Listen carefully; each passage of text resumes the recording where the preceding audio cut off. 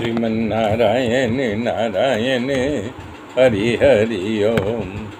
श्रीमन्नारायण नारायण हरि हरि ओम।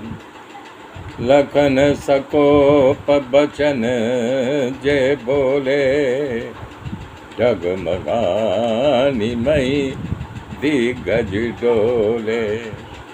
सकल लोक सब भूप डिराने, सियहि हरसु जनक सकुचाने। जब लक्ष्मण ने को भरा वचन बोले तब पृथ्वी डगमग करने लगी और सभी दिशाओं के हाथी डर गए, कंपायमान होने लगे। सभी राजा भी डर गए और सीता जी के हृदय में हर्ष हो गया और जनक जी संकोच में आ गए। गुरु रघुपति सब मुनि माही, मुदित भये पुनि पुनि पुलकाही। शयन ही रघुपति लखन निवारे, प्रेम सहित निकट बैठा रे। कह रहे हैं विश्वामित्र जी ने रघुनाथ जी और सभी मुनि मन ही मन बहुत प्रसन्न हुए और पुलकित बार बार पुलकित होने लगे।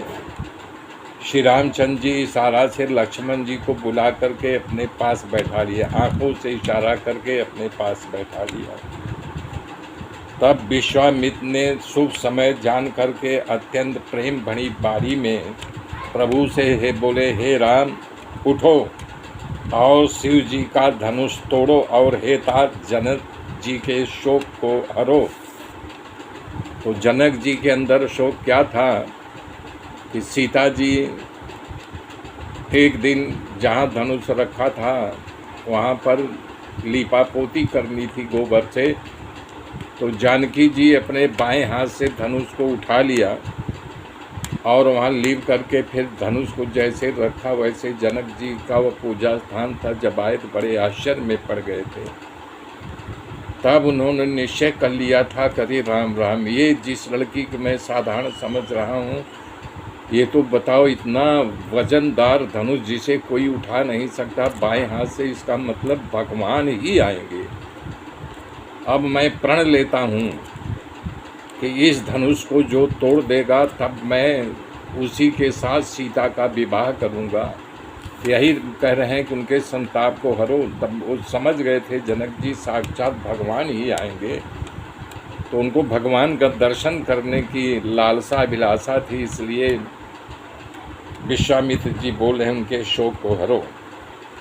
गुरु जी का वचन सुन करके श्री रामचंद्र जी उनके चरणों में प्रणाम करके, सभी पुनियों को प्रणाम करके, जैसे सिंह मदमस्त हो करके चलता है, मतवाली हाथी मदमस्त हो करके अपने चाल से चलती है, वैसे सहज चाल, मतलब कोई बनावटी नहीं, कोई हलचल नहीं, सहज चाल में वहाँ पड़े।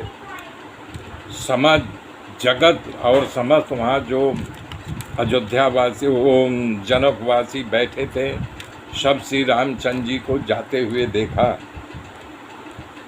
और देख करके सभी स्त्री और पुरुष हर्षित हो गए। मेरे मित्रों, मेरे साथ